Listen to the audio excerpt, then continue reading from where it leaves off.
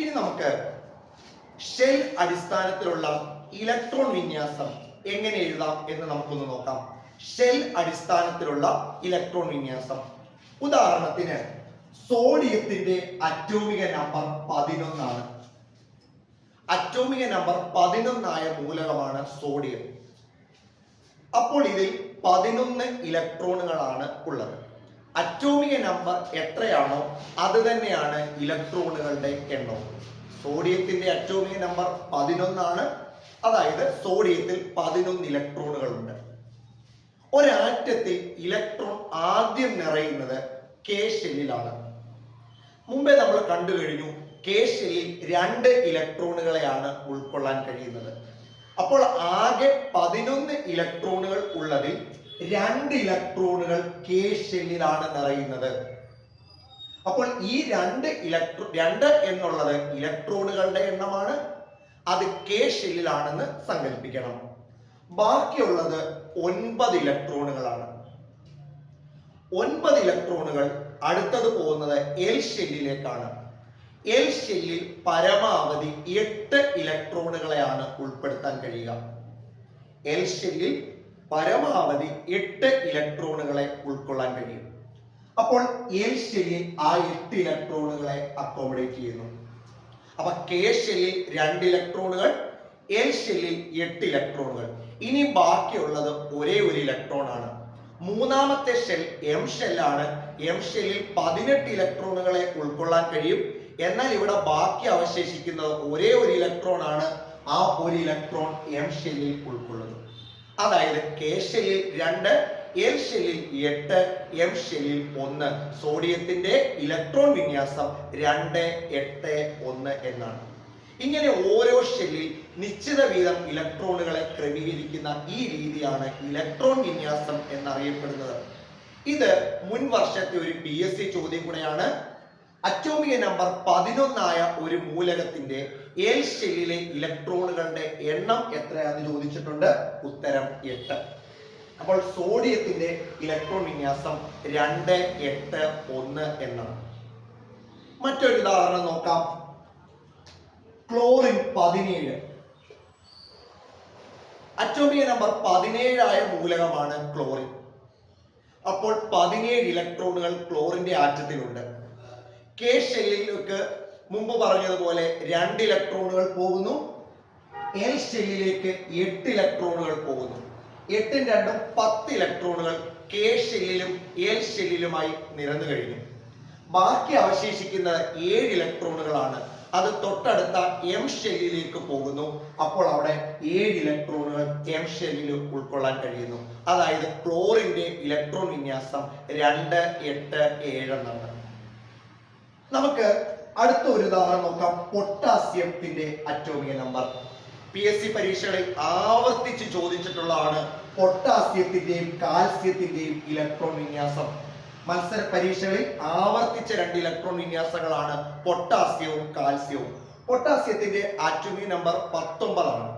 നമ്മൾ ഈ പറഞ്ഞ പ്രകാരം കെ ഷെല്ലിലേക്ക് 2 ഇലക്ട്രോൺ പോകുന്നു. എൽ ഷെല്ലിലേക്ക് 8 ഇലക്ട്രോൺ പോകുന്നു. നമ്മൾ പറഞ്ഞ രീതി അനുസരിച്ച് മൂന്നാമത് ഇലക്ട്രോൺ പ്രവേശിക്കേണ്ടത് എം ഷെല്ലിലാണ്. എം ഷെല്ലിൽ 18 ഇലക്ട്രോണുകളെ ഉൾക്കൊള്ളാം.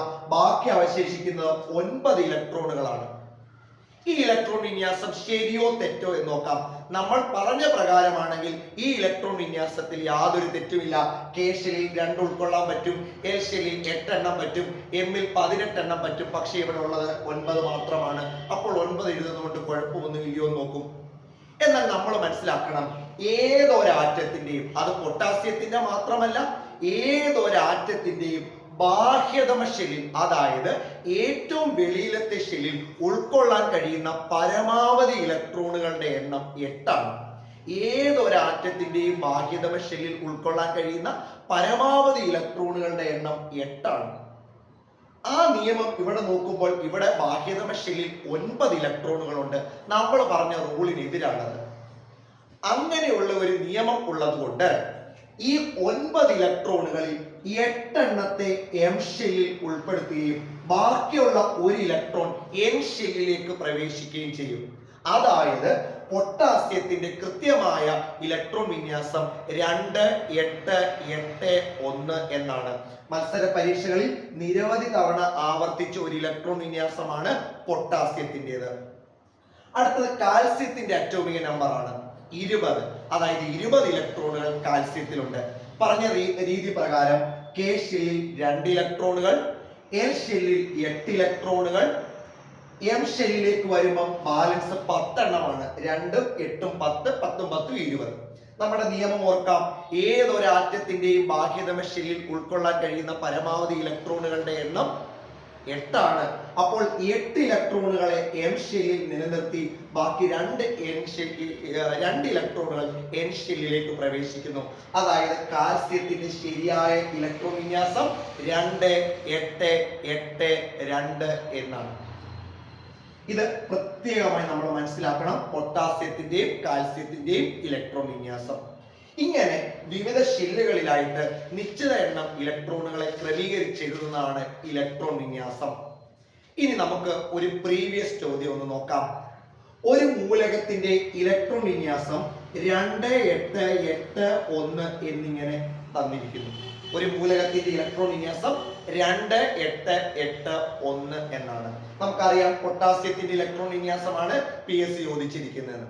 എന്നിട്ട് ചോദിച്ച ചോദ്യം ഈ മൂലകം ആവർത്തന പട്ടികയിലെ എത്രാമത്തെ പീരീഡിൽ ഉൾപ്പെടുന്നു എന്നാണ്. അതായത് ഇലക്ട്രോൺ വിന്യാസം തന്നിട്ട് ചോദിച്ചിരിക്കുന്നു ഈ മൂലകം ആവർത്തന പട്ടികയിലെ എത്രാമത്തെ പീരീഡിൽ ഉൾപ്പെടുന്നു. ഈ ഇലക്ട്രോൺ വിന്യാസത്തിൽ 4 ഷെല്ലുകൾ ഉണ്ടെന്ന് നമ്മൾ മനസ്സിലാക്കിയതാണ്. KLMN 4 ഷെല്ലുകൾ ഉണ്ടെന്ന് മനസ്സിലായി.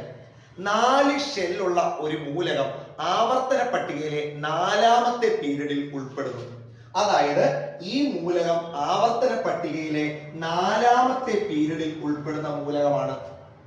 ഇവിടെ കാൽസ്യത്തിന്റെ ഇലക്ട്രോൺ വിന്യാസം നോക്കി 2 8 8 2. അവിടെയും 4 ഷെല്ലുകൾ ഉണ്ട് എങ്കിൽ ആ മൂലകവും 4ാമത്തെ പീരീഡിൽ ഉൾപ്പെടുന്നു. ക്ലോറിന്റെ ഇലക്ട്രോൺ വിന്യാസം എടുത്താൽ അവിടെ 3 ഷെല്ലുകളാണ് ഉള്ളത്. അത് 3ാമത്തെ പീരീഡിൽ ഉൾപ്പെടുന്നു. സോഡിയത്തിന്റെ ഇലക്ട്രോൺ വിന്യാസം എടുത്താൽ 3 ഷെല്ലുകളാണ് ഉള്ളത് എങ്കിൽ സോഡിയവും 3ാമത്തെ പീരീഡിൽ ഉൾപ്പെടുന്നു. അപ്പോൾ എങ്ങനെയാണ് ഇലക്ട്രോൺ വിന്യാസം തന്നാൽ പീരീഡ് നമ്പർ കണ്ടുപിടിക്കുന്നത്? ഷെല്ലുകളുടെ എണ്ണം എത്രയാണോ അതാണ് പീരീഡ് നമ്പർ. അപ്പൊ നമുക്ക് ഈ പറഞ്ഞ ആശയത്തെ നമുക്ക് ഇങ്ങനെ കൺക്ലൂഡ് ചെയ്യാം. ഷെല്ലുകളുടെ എണ്ണം എത്രയാണോ അതാണ് അതിന്റെ പീരീഡ് നമ്പർ. ഷെല്ലുകളുടെ എണ്ണം എത്രയാണോ അതാണ് അതിന്റെ പീരീഡ് നമ്പർ. 5 ഷെല്ലുകളുള്ള മൂലകം 5ാം പീരീഡിൽ വരും. 1 ഷെല്ലുള്ള മൂലകം 1ാം പീരീഡിൽ വരും. ഷെല്ലുകളുടെ എണ്ണമാണ് പീരീഡ് നമ്പർ. അപ്പോൾ ഇലക്ട്രോൺ വിന്യാസം വെച്ചിട്ട് PSC ചോദിക്കാറുള്ള ഒരു സ്ഥിര മേഖലയാണ് ഇലക്ട്രോൺ വിന്യാസം തന്നിട്ട് ആ മൂലകം എത്രാമത്തെ പീരീഡിൽ ഉൾപ്പെടുന്നു എന്നുള്ളത്.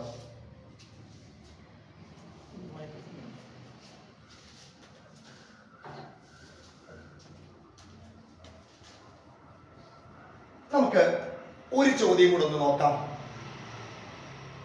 ഇവിടെ നമുക്ക് എക്സൈസിന്റെ പരീക്ഷയ്ക്ക് ഒരു ചോദ്യം വന്നു. X എന്ന മൂലകം ആവർത്തന പട്ടികയിലെ 2ാമത്തെ ഗ്രൂപ്പിൽ ഉൾപ്പെടുന്നു. Y